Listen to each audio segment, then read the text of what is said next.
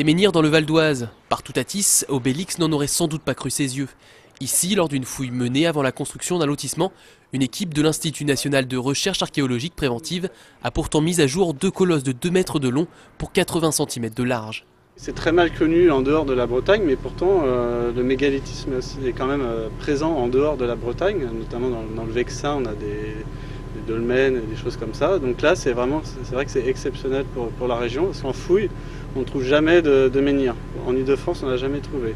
Donc là, par contre, ils ont été abattus par les Gaulois qui sont venus s'installer plus tard au même endroit. Mais les 2 menhirs ne sont pas les seuls joyaux de ce site. Des silos datés du 5e siècle avant Jésus-Christ, qui servaient à stocker des céréales ou de décharges, ont également livré leur lot de surprises. Os d'animaux, silex ou plus insolite encore, un peson de métier à tisser, voilà, avec les trous qui ont été faits pour faire passer les fils, voilà, qui témoignent des activités de tissage qui ont été effectuées dans la ferme gauloise.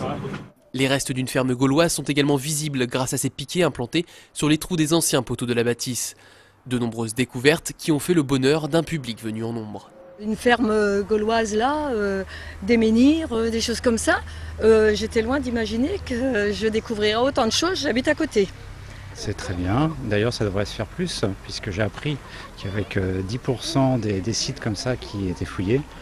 Donc ça devrait se faire quasiment systématiquement, je trouve.